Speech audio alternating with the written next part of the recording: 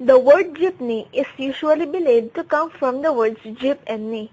Because of the crowded seating, passengers must sit knee to knee.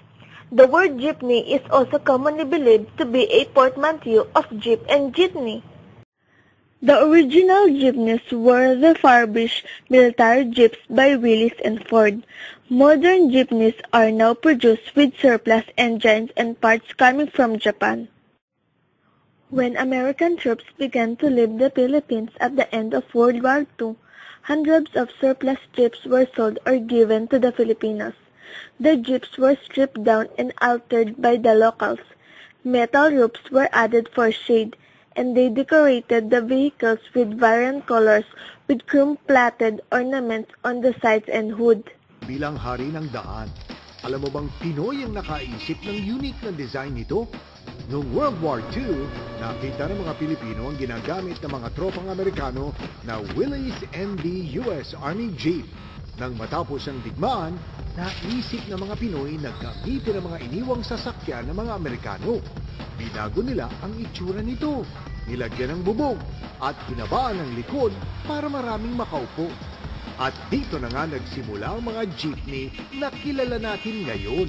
Nagtataglay ng kakaibang ganda ang mga disenyo at bahagi na ng kulturang Pilipino.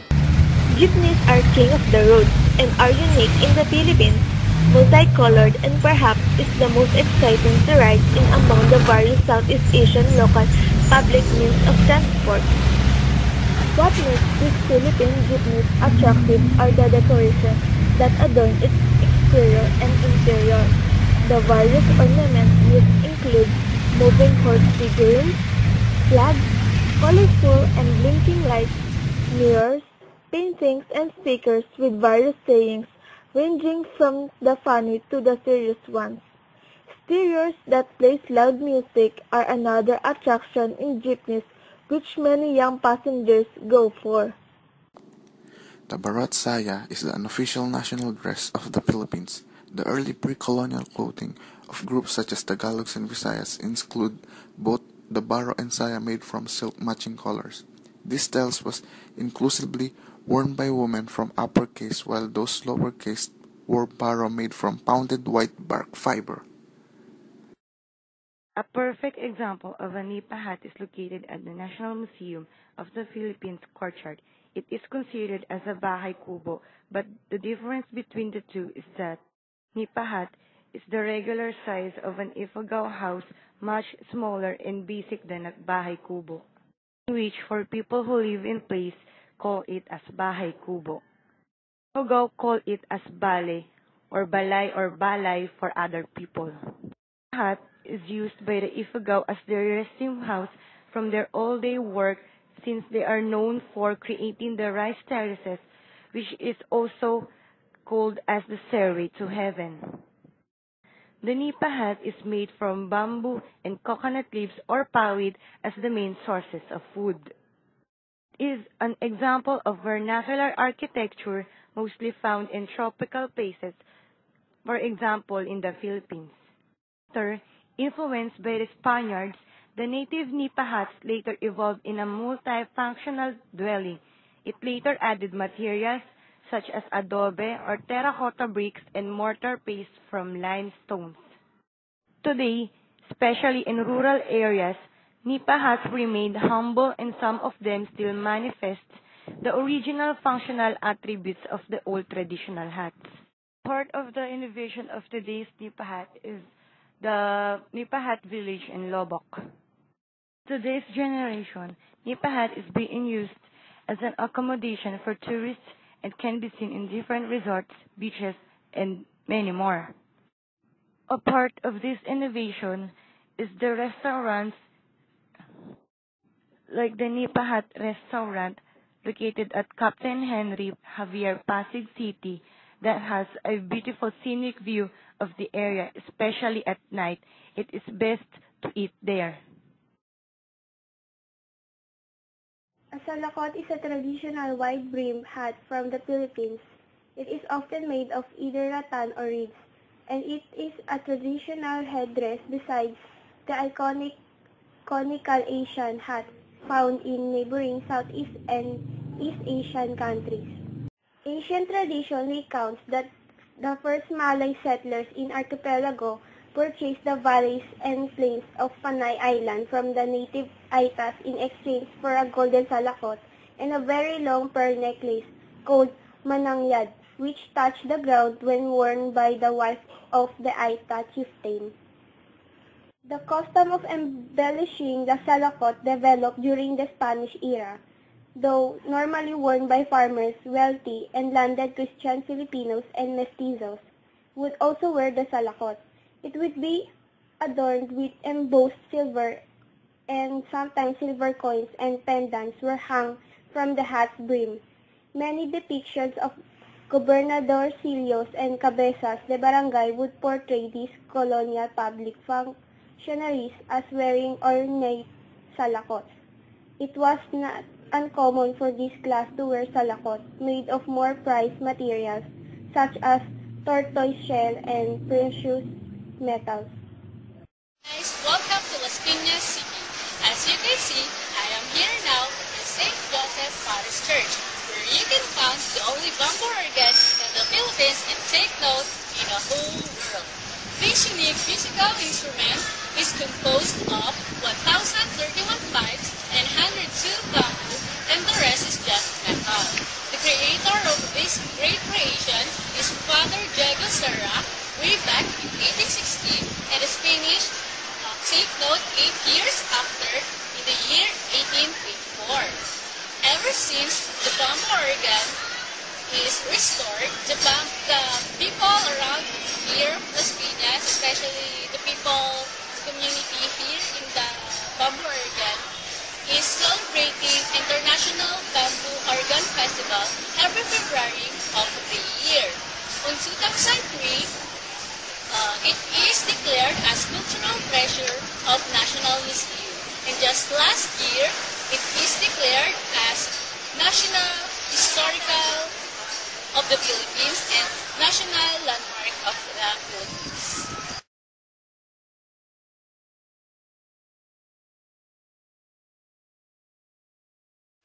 Vinta. It is a traditional boat found near the Philippine island of Mindanao. It is locally known as lepa-lepa or sakayan.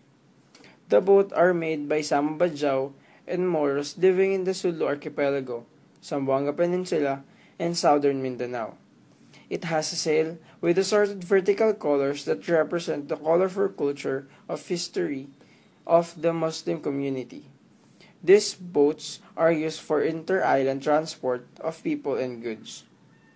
The Vinta's colorful sail decorates many a picture of southern Philippine sunset, beckoning the adventurous at heart to the joy and wonder of riding the big waves. The Vinta is a representation of Zamboanga's history and culture. It is also one of the symbols that represent the Philippines as it signifies migration and the colorful tradition of the country.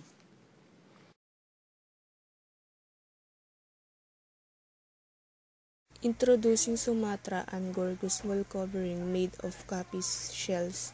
This is the latest offering of innovations category of natural wool covering, including unique products such as glass, beads, mica, and cork.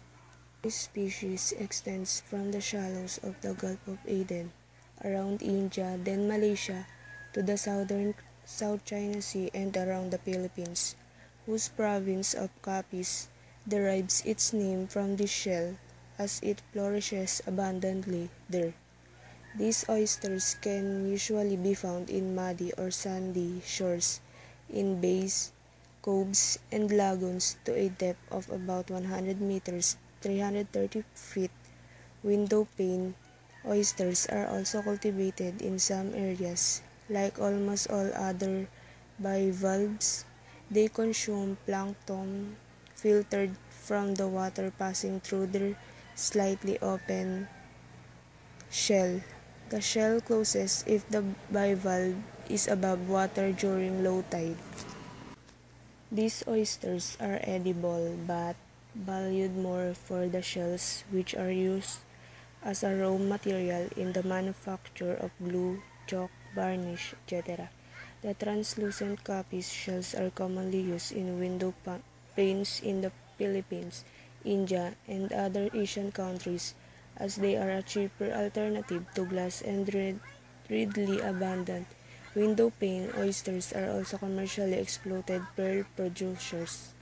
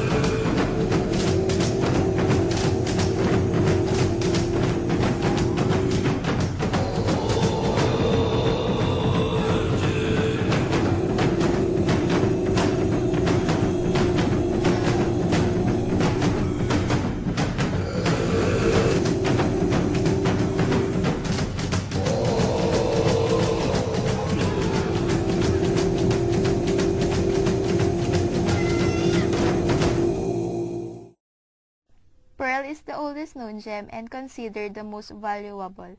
Unlike other gems, pearl is natural matter, derived from oysters and mollusks. There's much history accompanies this stone. It claims to be as birthstone of 5 months: February, April, June, July, and November. Also, it was said in some early cultures, when a single drop of rain fell from the heavens, it became the heart of the oyster, and the pearl was born. It has been called the teardrops of the moon, and some believe that pearl were formed by the passage of angels through the clouds of heaven. As years pass, pearl became the symbol of purity and innocence, and it is often sewn in bridal gowns or worn as jewelry. Here in the Philippines, under the regime of President Fidel V. Ramos, through Proclamation No. 905 of 1996, he declared South Sea Pearl or Philippine Pearl as the national gem of the country, and it was featured in 1,000 peso bill. Pinctada maxima is a species of pearl oyster which is important in cultured pearl industry, as they used to produce the South Sea pearls. Fresh water comes from lakes, rivers of pearl. We start with a mother-of-pearl nucleus. That is inserted into the oyster or the mollusk. Then a little piece of mantle tissue, and it's very small. Then once again, the oyster, the mollusk, is placed back into the water, and then after a period of time, you've got a pearl. There are 2 different colors of oyster, the white lip and the gold lip oyster. The gold lip oyster is the one that is producing the golden color of the pearl. Its color may vary because of cultivation. It may be from champagne to deep gold. The size may range from 8 to 20 millimeters. It may also come in variety of shapes, from round, semi-round, baroque to ringed pearl. It can be bought in sets and comes with different designs. My group mates managed to get a footage of pearl accessories that can be bought from the mall. The only thing that is different is the price and quality, but we all know that the natural pearl is much pricey. Here's an example of authentic pearl found in Palawan. According to Jacques Baranilek of Jewel Mer, about 70% of pearl production comes from Palawan, way west of Mindanao and far north of Malaysia.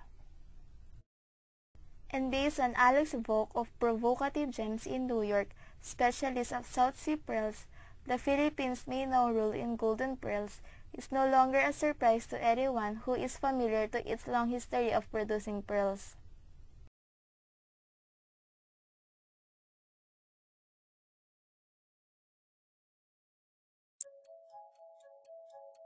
The word adobo is derived from the Spanish word adobar, which means marinade or pickling sauce. The existence of the tanque dish was first recorded in 1613 by the Spaniard Pedro de San Buenaventura. Buenaventura listed the viand as adobo de los naturales, for its similarity to Spanish and Mexican dishes that went by the same name. According to the food historian Raymond Sokolov, the ingredients for adobo already existed in the Philippines before Ferdinand Magellan even laid eyes on our shore. A brief history of adobo. Adobo is definitely a Spanish cuisine that was defined by Filipinos and across decades and centuries. Adobo has evolved from a simple food to a classic form of artwork. Adobo refers to a method of marinating and stewing any cut of meat or fish in a briny mixture of vinegar, soy sauce, and spices and left for preservation. This cooking method, like most of Filipino culture, is of mixed heritage, and many considered adobo to be the national dish of the Philippines. Adobo is one of the most famous dishes in the Philippines, which can be done in a variety of ingredients. It could be fish, pork, beef, or chicken. Some exotic animals such as frog, bayawak, or even snake can be cooked in adobo style. The ingredients for pork adobo: pork loin cut into cubes, boiled egg, potatoes, garlic and onions, black peppercorns, soy sauce, vinegar, and bay leaf. The following are the procedures.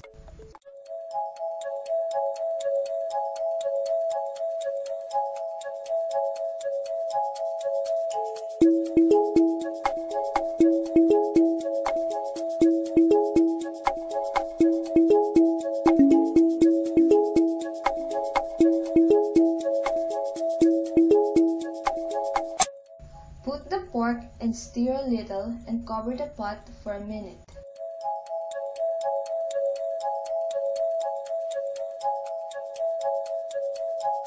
And after a minute, put the soy sauce, a cup of water, vinegar, potatoes, and other seasonings.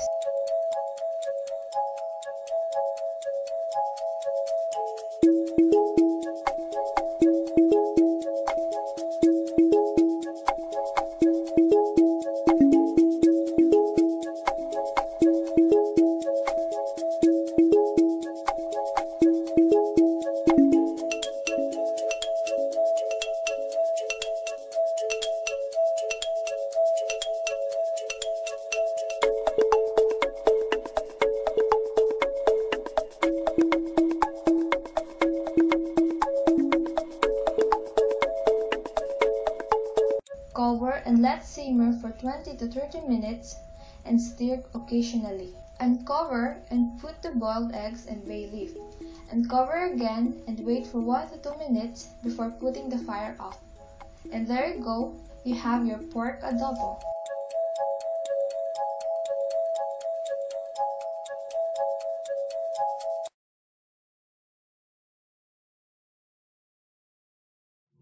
Sinigang is a Filipino soup characterized by its sour and savory taste, most often associated with tamarind. It is one of the more popular viands in Philippine cuisine. Way back before, Filipinos needed to create dishes that would last a long time. Soups built with vinegar and soy bases allowed normally perishable foods to stay fresh longer through times when resources were scarce. This is how sinigang and a couple other dishes came to be. Hungry Filipinos took what produce and livestock they had and preserved them through the soup. There are also those powder-style soup base for the on-the-go moms who do not have enough time to cook the traditional sinigang in sampalok. Different meats are also used, such as pork, beef, fish, and any kind of seafood. However, when chicken is used as the main ingredient, it is no longer called sinigang, but sinampalukang manok. Sinigang variations. Sinigang sa miso,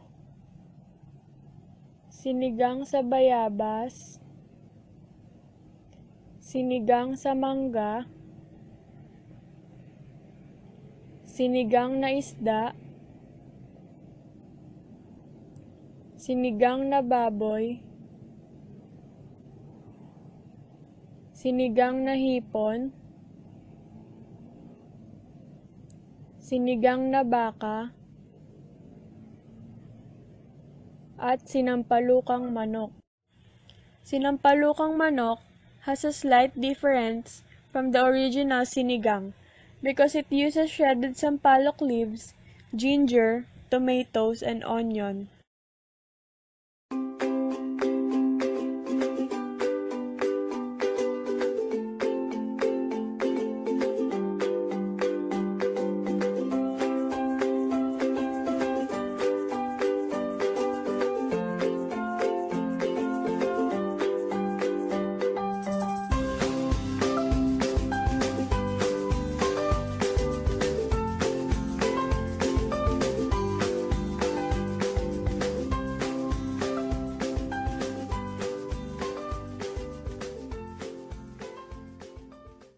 Heat a pan, then add cooking oil.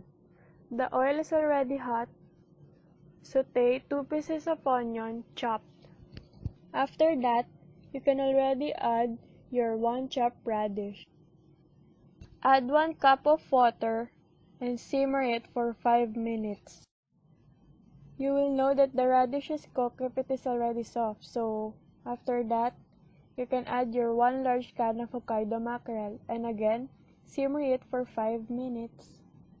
After 5 minutes, you can add 1 sachet of sinigang mix. You can use whatever flavor you want, gabi, tamarind, or anything. After letting it cook for a while, the last step is adding 1 green chili and the kangkong. If you love vegetables, you can also add eggplant and okra for a change. After 5 minutes, your sinigang na mackerel is ready to serve.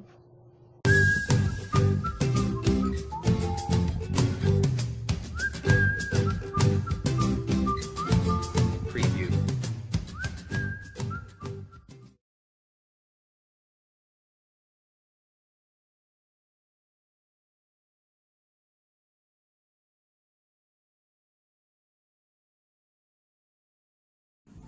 I only eat dinuguan when the meat in it is fried plant pork. I do know, of course, that the more traditional versions of the dish contain animal innards. In Chris Avivas, a quick guide Filipino food and cooking part of dinuguan's description includes pork, beef, or chicken, and innards stewed in fresh blood. Recently, I did have the opportunity to finally come face to face with what really goes on inside the one comforting bowl of traditional dinuguan. My first in-depth encounter with dinuguan led me to wonder about the origins of the dish. My search for the story of its creation, however, has been largely difficult and fruitless, either because of my limited academic resources or my poor research skills. In any case, unlike Sisig and Bicol Express that at least have origin stories of their northern versions, I was not able to find one for dinuguan, making it doubly difficult to identify its older roots. There is a story online about dinuguan having been born out of the Filipino natural tendency to make sure nothing ever goes to waste. There is another about its having been the result of the native population having been deprived of choice meat cut during Spanish period. There is another about an idea of Lapu-Lapu seeing the size of his enemies. Lapu-Lapu wanted to have a potent pre-battle meal to spike up the morale of his warriors. He ordered his top chef to devise a meal which was dark as death. I did not find historical references or documents in support of these stories, and I can therefore unable to prove their veracity.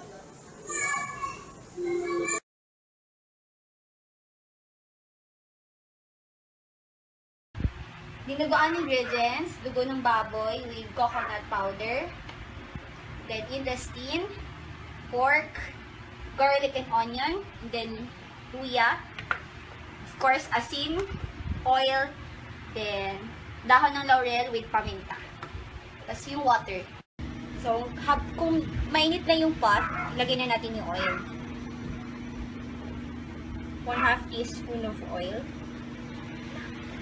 Lagyan mo na lang siya ulit, eh. Oo. Yeah. Heat the oil in a cooking pot. Saute the garlic, the onion and ginger. So, mix na natin siya.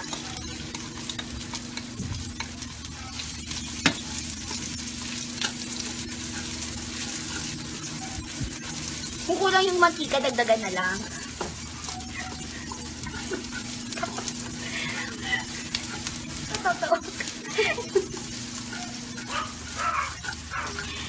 Add the intestine.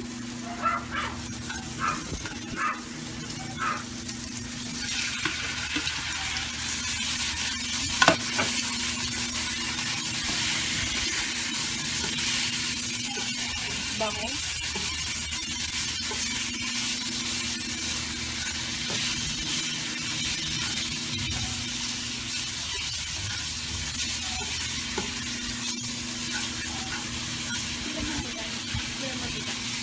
Saute it for 3 minutes.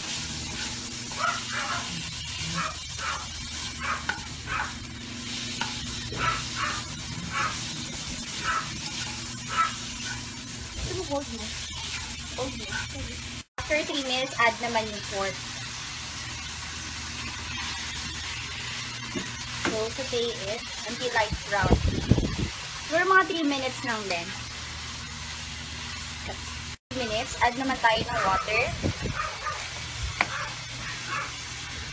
2 cups of water. So tama lang. 1 cup.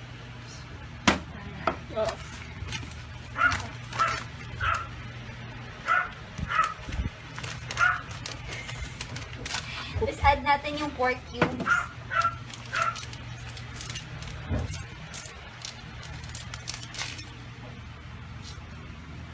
Para kung gusto nyo malasa, lagyan lang ng pork cubes. Kung wala naman, okay lang din.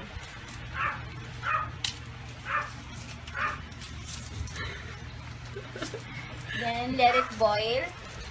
Simmer until the pork becomes tender. Yan, pag kumulo na yung milk, lagyan na natin ng dahon ng laurel. Gawin na natin para mas masarap. Then cook for 3 minutes. 3 minutes ulit. So, after 3 minutes, add na natin yung dugo. Dugo ng baboy. Dala sa'yo.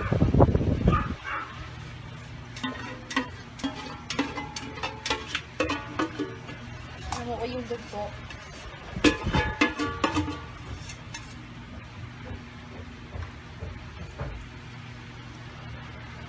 Saute lang natin para hindi mamuo yung dugo.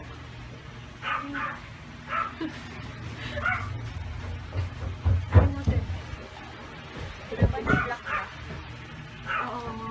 Diba?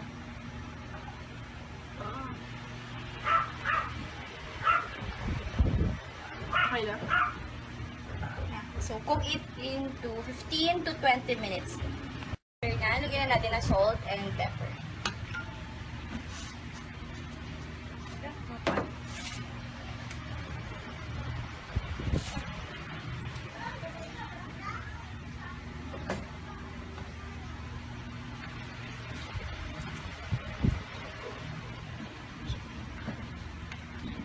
Lahat ay finish.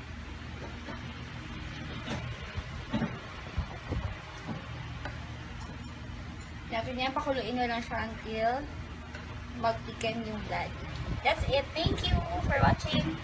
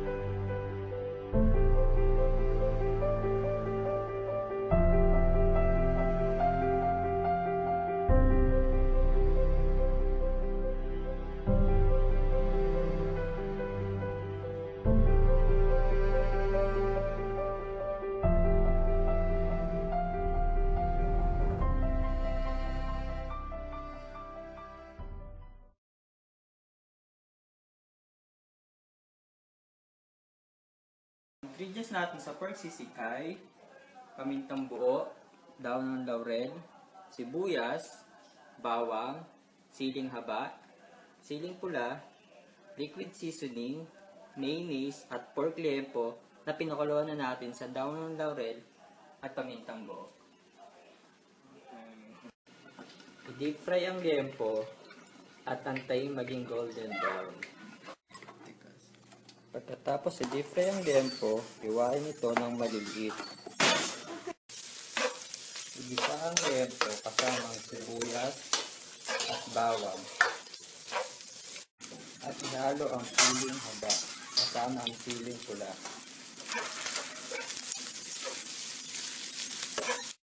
Ihalo ang natitirang ingredients at hayaang maluto. At ito na ang ating sisig.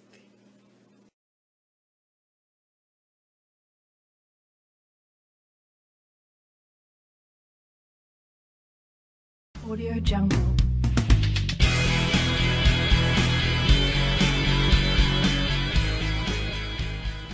Kare-kare is a developed version of the curry that originated in India. It is known in history that the British occupied Manila from the Spaniards in the 17th century. Together with the British conquest came Indian slaves who settled in Manila and served the British crown till it surrendered a few years later.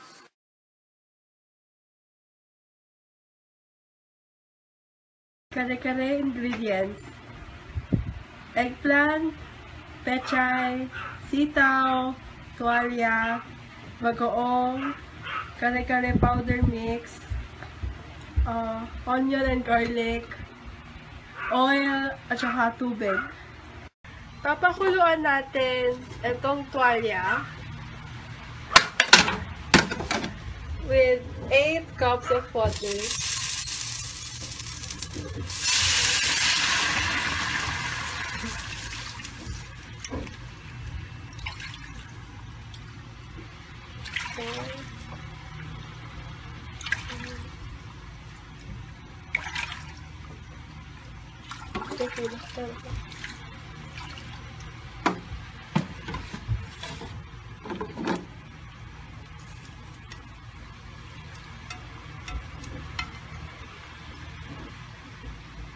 Tapos antayin natin siya mag-simmer. Pakuluin ng isang oras, ihiwalay na yung stock tsaka yung tuwalya.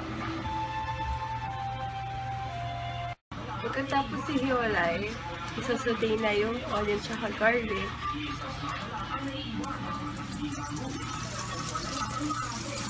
Kita ba?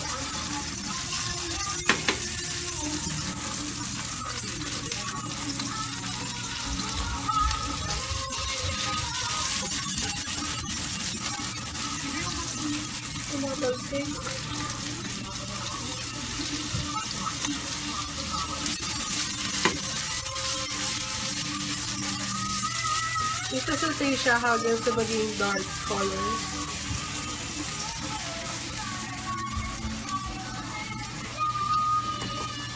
Pag dark na, ilagay yung tuwalya. After saute, ilalagay na yung kare-kare mix.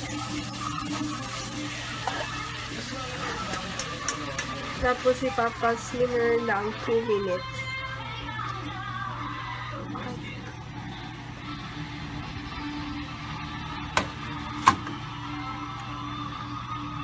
After simmer ng 2 minutes, idadagdag na yung remaining stock.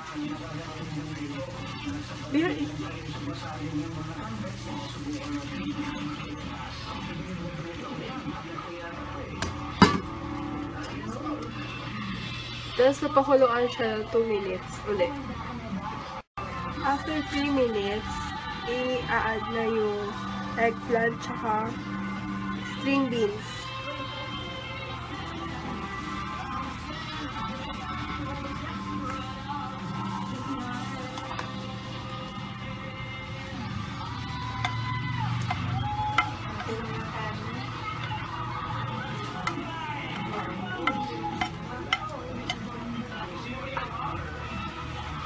Tapos papakuluan ng 3 minutes ulit. After 3 minutes, i-add na yung pechay. Wait.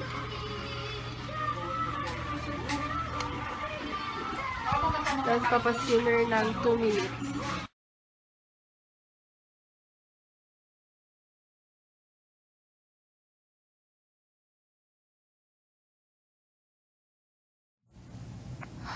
Pinakbet, also called or pakbet or pinakbet, is an indigenous Filipino dish from the northern region of the Philippines. Pinakbet is made from mixed vegetable steamed in fish or shrimp. The word is the contracted form of the Ilocano word pinakbet, meaning shrub or shrivig. The original Ilocano pinakbet uses bagoong or fermented monamon or other fish for seasoning sauce, while further south bagoong alamang is used.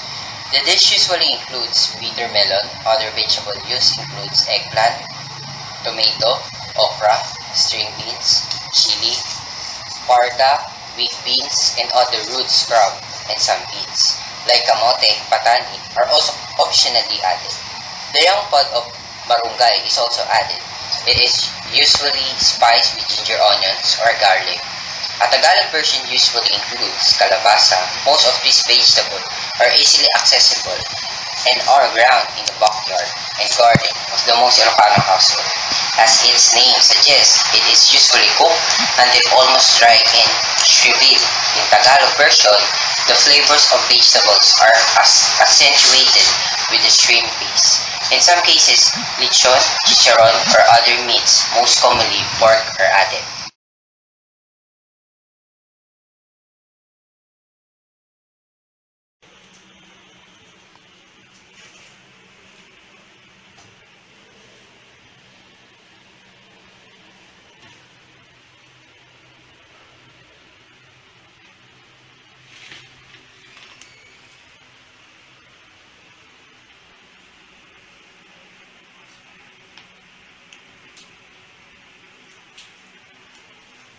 Yes, nandito po tayo ngayon kung saan ipapakita ko po sa inyo kung paano lutuin ang pinakbet. So una, lulutuin natin ang sibuyas at bawang.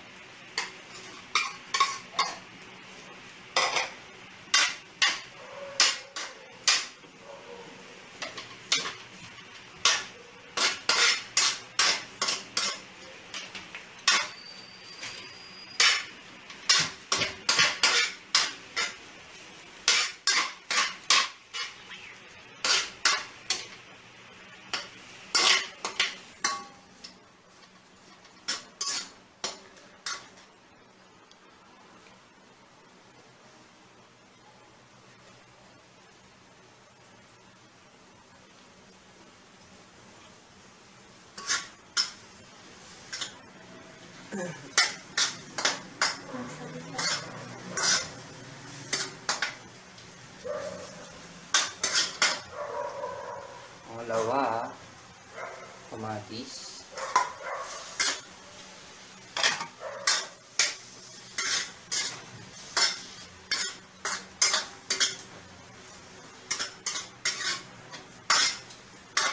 Medyo matagal eh.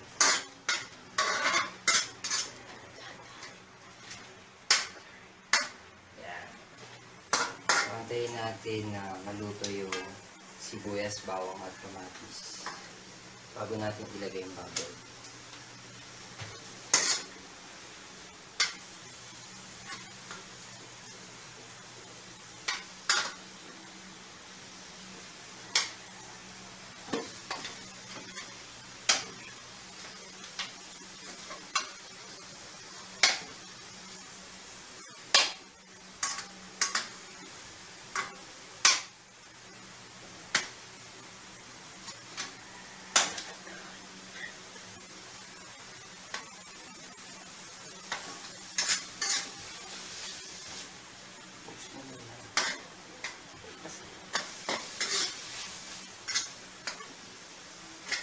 Next, baboy.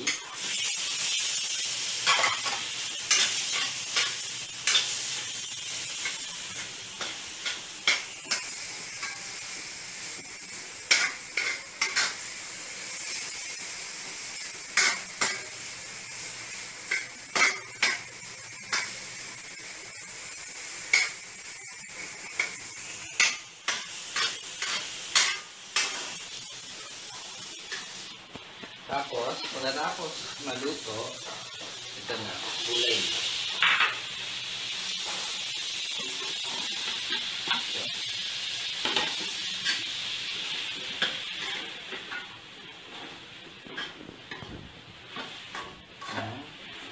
Haluin natin siya hanggang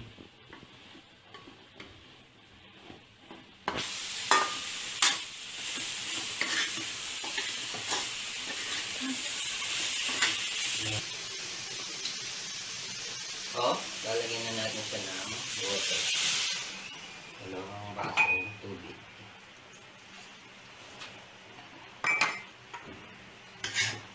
Aantayin natin siya hanggang sa kumulo.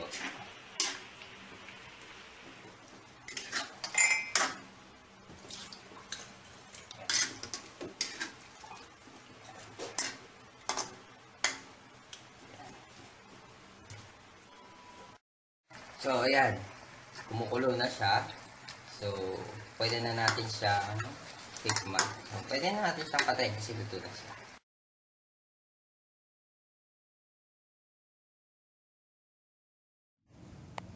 Snails with spinach in coconut milk recipe.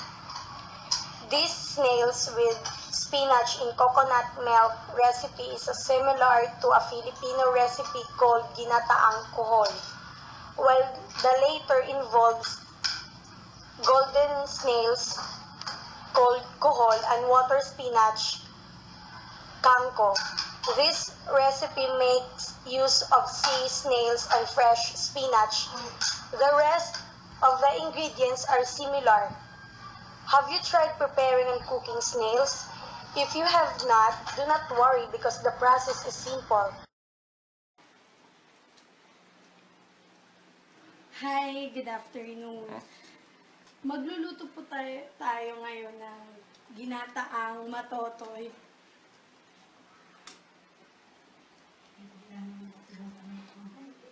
Ito po ay binabad sa mainit na tubig para mawala sa lansa. Tsaka nilalagyan siya ng tanglad or sa Bisaya tanglad.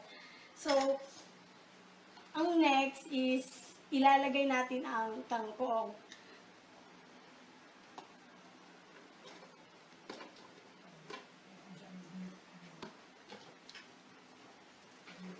So, ihahalo natin siya ng mabuti para yung kangkong lalasa, kalabas ang lasa. Tapos, may kasabihan na exotic food adds spice to your boring life. Well, so ganun siya. Tapos may sili na green. Mga 5 minutes natin ilalagay yung gata. Paanuhin muna natin yung kangkong. Tapos, kumaano na siya. Lalambot yung kangkong. And the next is lalagyan ng gata para mas lalo siyang sasarap.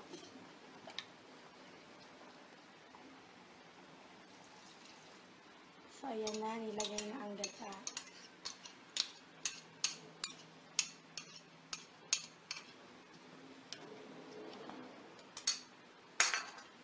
Tapos, haluin siya natin.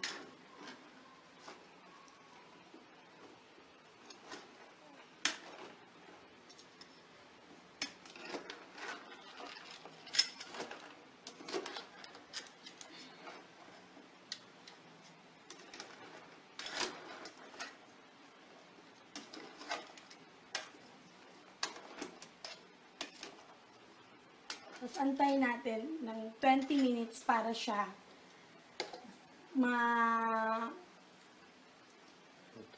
maluluto. Tapos, matitikman natin ang sarap.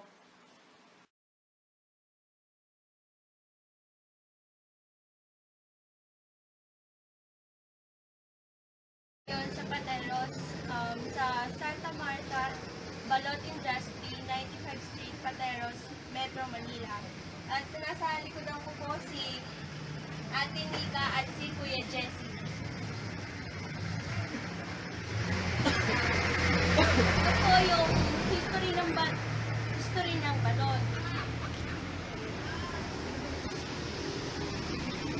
Walang katulad ng pagiging Pinoy.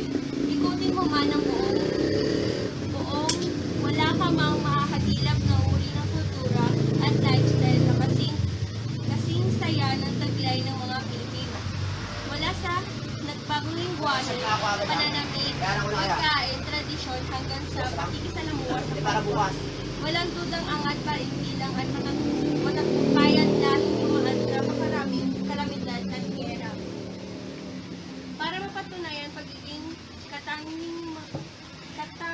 katanging mga Pilipino, narito ang mga kwentong hindi maaangkin ng anumang lahi. Bili na kayo ng balot. Marahil hindi nakukumpleto ang pagkahating gabi ng mga Pinoy kung hindi nila marinig ang malakas na sigaw ng magbabalot. Wala sa salitang binalot o rap na tumutukoy sa paraan ng pagkakita nito. Ang balot o mallard duck ay dinala sa Pilipinas ng mga Incheck na tumira sa Pateros ng balot 1600s.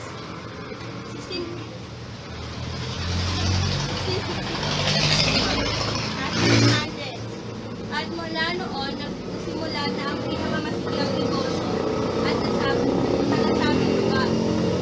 Ayon sa business merchandise office ng Pateros, ang paggawa ng balot ay katumbas ng 23% ng lahat ng mga industry. Sa ngayon, ang bilang ng mga balutan sa Pateros ay umaabot sa 14 mula sa 27 na nakalista noong 2004. Karamihan sa mga balutan mula sa barangay Abo. Isa si Jessie Miranville sa mga gumagawa ng balot. Sa 25 taon na siyang gumagawa ng balot para sa Santa Marta Balot Industry.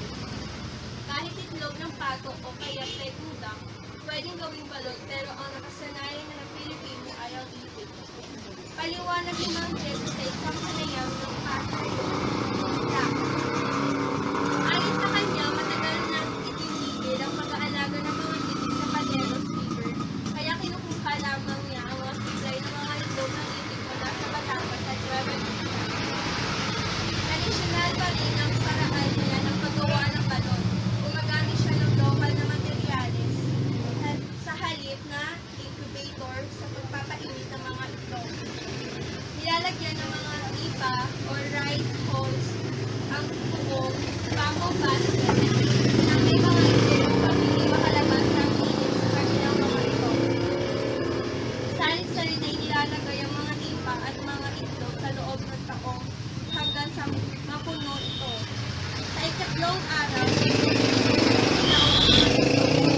hiwalay ang mga walang sinilya or ferrule mula sa mga may mga sinilya. Pagkaraan po ng ilang araw mo, kuha naman ang mga balot sa puti o mga itlog na nababalutan ng puting membrane. Mayaman sa protina ang balot at itinuturing kong isang aphrodisiac ng ilang mga Pinoy. Kilala bilang hot bean loan sa Vietnam, ang balot ay nanatiling isang delicacy na nagbibigay init sa mga malalamig na gabi ng mga Pinoy. Tatanungin ko po si Ate Nika kung ano po ang pinagkaiba ng old balot at ng modern balot sa Pinoy. Kasi ang incubator, sa kuryente yon yung ginagawa ang balot. Yun naman sa noong panahon ng garong, kung tawagin mo sa taong lang yun. Nagpapainit yung ipa naman.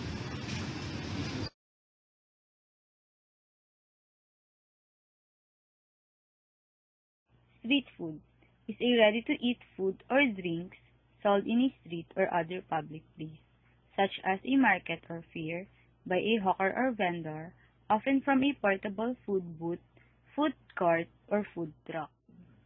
Street foods are also classed as both finger food and fast food, and are cheaper on average than restaurant meals.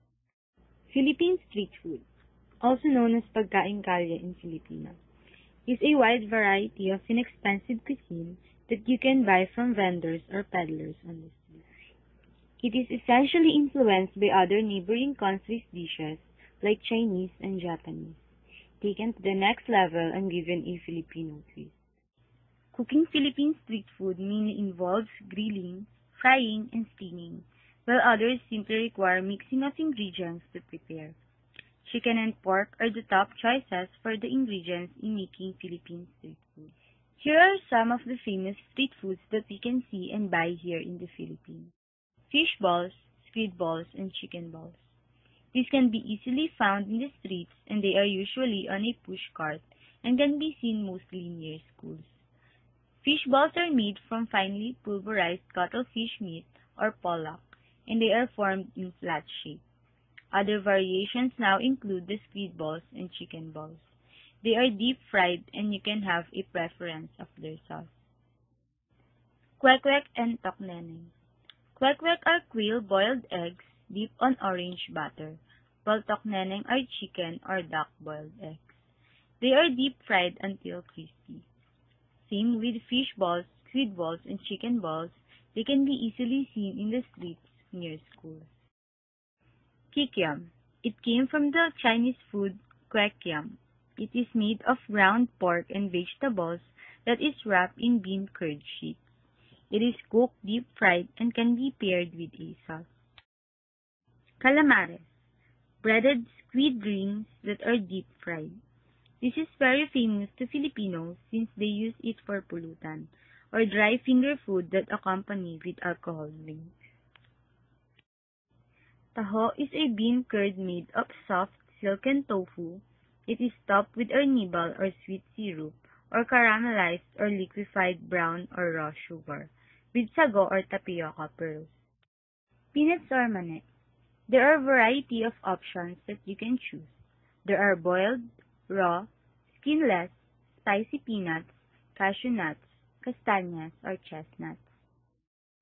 Barbecue has a variety of styles.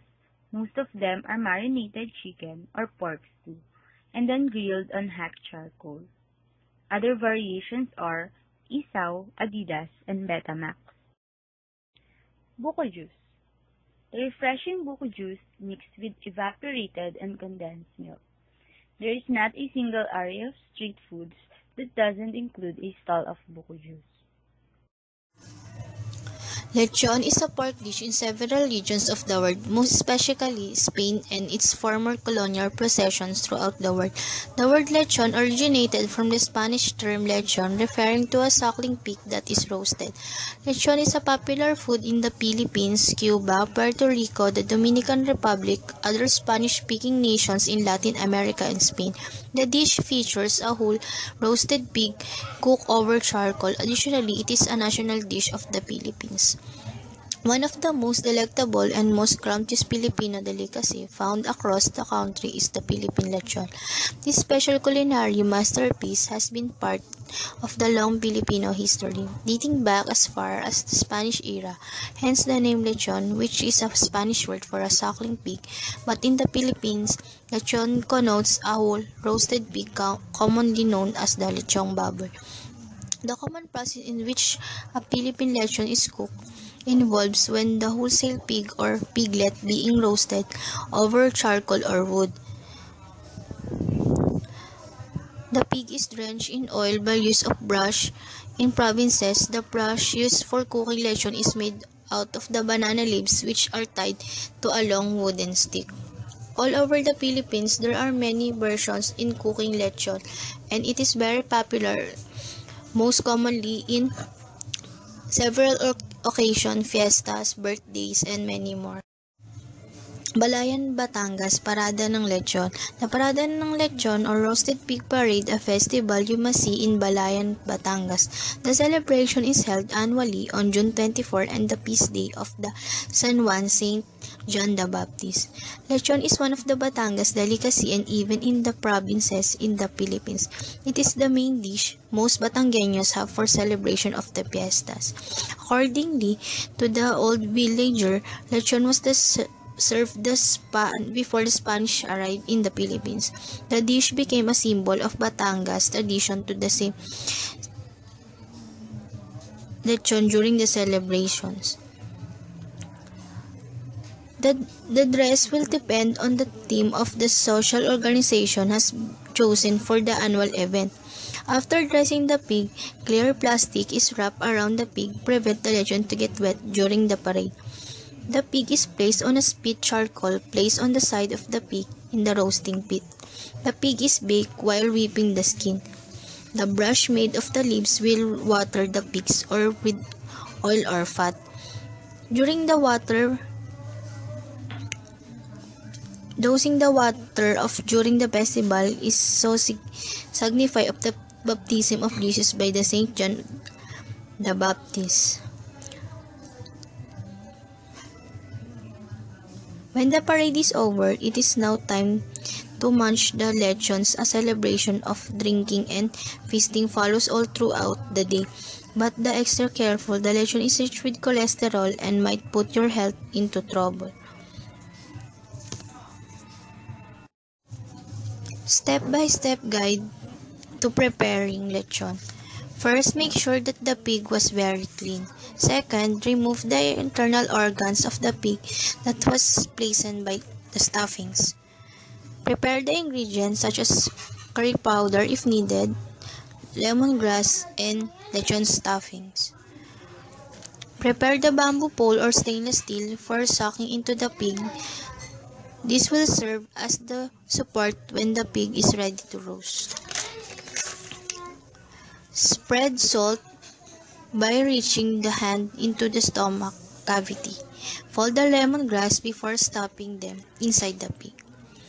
Sew up the stomach cavity or belly opening using the wire and kitchen wine. After sewing the pig, assemble the pig for roasting. Others spread cooking oil or their secret spreading sauce to the body of the pig before roasting.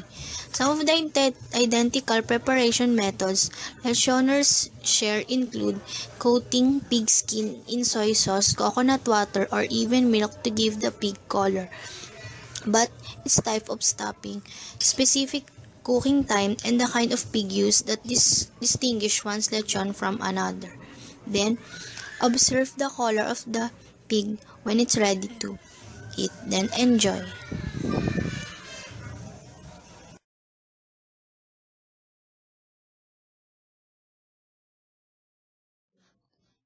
Halo-halo is a favorite drink of the children and many adults to help beat the heat in the Philippine summers.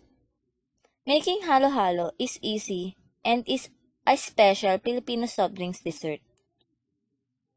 Ingredients of halo-halo: sweetened saba banana, nata de coco, sago, sweet corn, sweet beans, mango, sugar, milk evaporated, ube, mango flavor.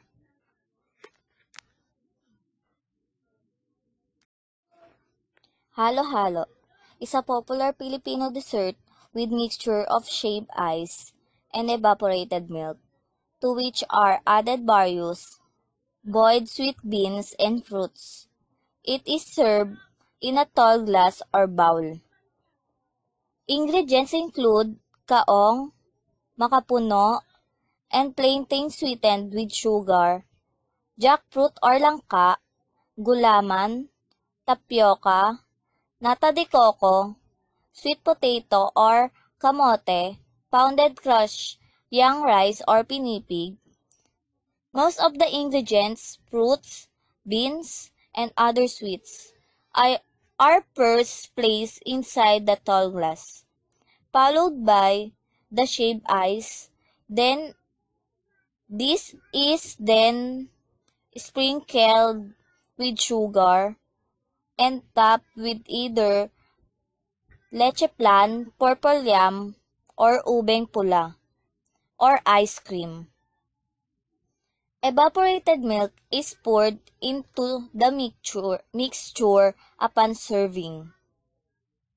Halo-halo was featured as a quick-fire challenge dish in the 7th episode of the 4th season of the American reality television series Top Chef. The halo-halo, which featured avocado, mango, kiwi, and nuts, was prepared by Filipino-American contestant Dale Talde and named as one of the top 3 quick-fire challenge dishes by guest judge Johnny Lucini of Gene George. Talde also made the dish in a later episode.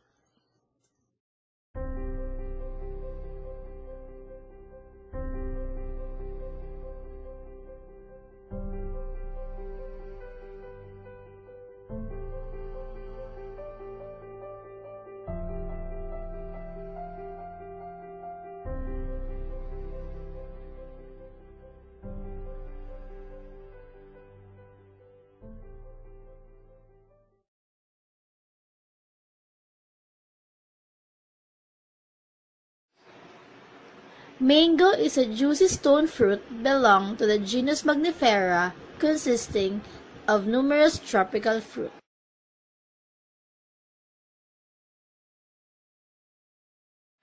Paggawa ng mango spring roll. Mga pangunahing sangkap, mangga, binating itlog, tsaka mayonnaise.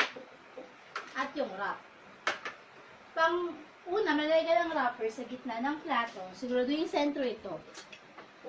Ilagay din sa ibabaw na sentro ang mangga. Pwede man lagay ng 3 or hanggang 2 hanggang 3 mangga. Itupi ang gilid nito.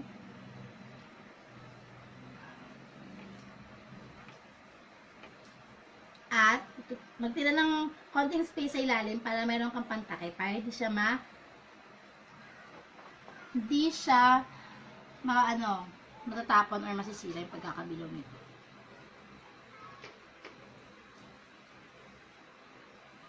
Yung binating itlog, yun yung gagawin nating pandikit sa dulo ng wrapper. Siguraduhin sakto lang, hindi marami, hindi rin konti para madali siyang dumikit.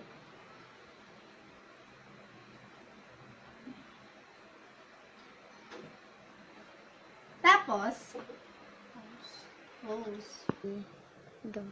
pagkatapos itong i-roll, ilagay ito sa kumukulong mantika para maluto.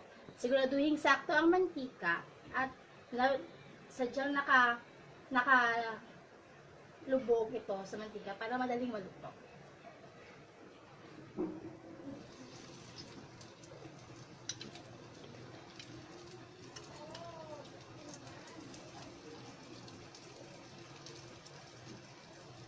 Pag medyo pumula-pula na yung wrapper, tsaka ito tanggalin.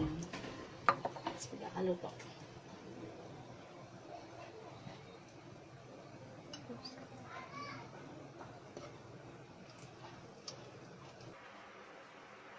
Ito na yung finished product ng mango spring roll. Yung mayonnaise na min-mention ko dun sa ingredient, ito po yung magiging sauce natin.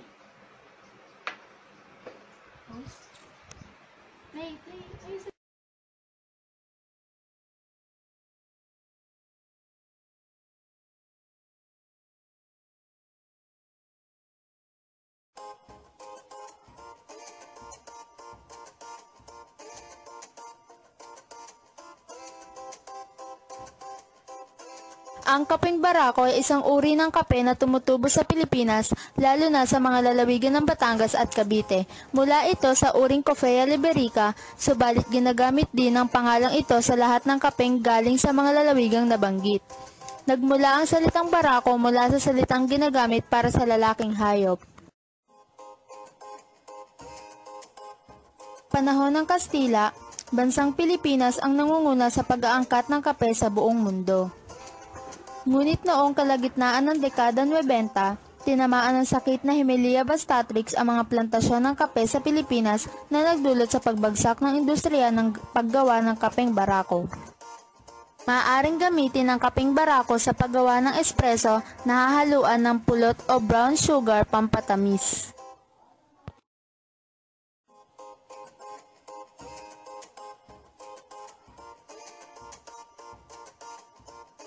Ang isang magandang epekto ng kape sa ating katawan ay pagsisilbi nito bilang antioxidant o ang pagbagal ng pagkulubot ng ating balat.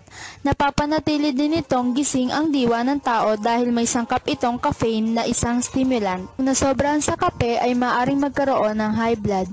Hindi maaring painumin ng mga bata dahil maaring tumigil ang kanilang paglaki. Kilala ang kape de lipa sa kanilang masarap at matapang na kapeng barako. Isa rin sa kilalang tourist destination ang Honesty Coffee Shop ng Batanes. Dinarayo ng mga turista ang kanilang matapang na kape. Isa ang mountain province na kagigiliwan mo sa kanilang kape na nagmula sa bundok, ang Sagada Arabica Coffee. Kung magagawi sa probinsya ng Negros, masarap din ang kape na nagmumula naman sa bundok ng Canlaon. Halos malasa ng uling na binubuga ng bulkang Canlaon. Ito ang Canlaon Premium Blend. Sa probinsya ng Maguindanao sa lungsod ng Cotabato ay matatagpuan ang kanilang native coffee sa kabundukan ng lugar na iyon. Ito ay Moros Brew o Sultan Coffee. Sa Bicol Region sa probinsya ng Sorsogon ay matatagpuan din ang kanilang katamtamang lasang kape na talaga namang napakasarap. Ito, gagawa tayo ng kape na may sangkap na kapeng barako. Madali lang siyang gawin. So, ito lang yung mga kailangan natin para kapeng barako. Una, syempre yung kapeng barako. Ito, kapeng barako na powder na may kasamang brown sugar. Sinalo ko na siya dyan para tipid. Tapos, kailangan din ng creamer. Syempre yung salaan. Tsaka, init tubig. Una, lalagay mo tong salaan dito.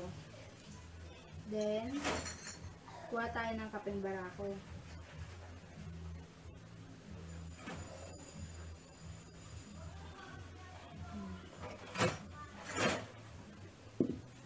Pagkatapos, lalagyan niyo siya ng init tubig.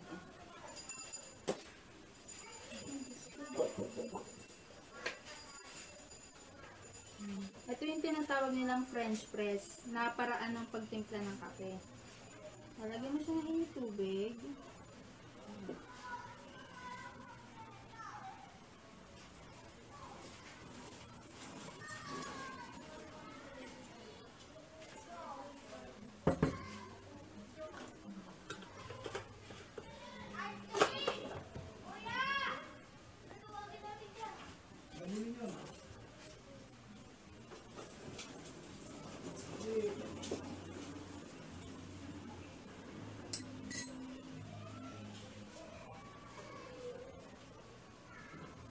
Yan. Tapos, syempre, hahaluin natin.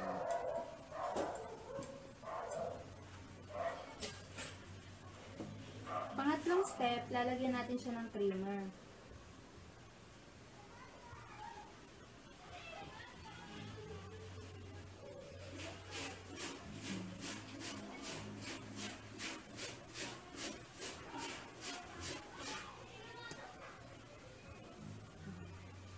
Tunawin muna natin sa ulo.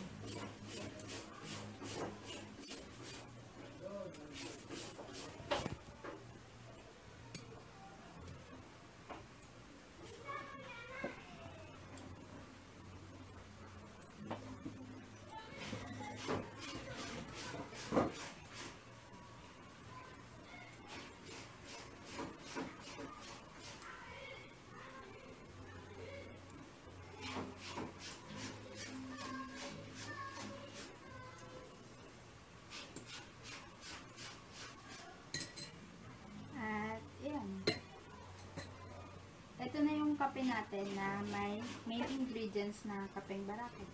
Simple as that.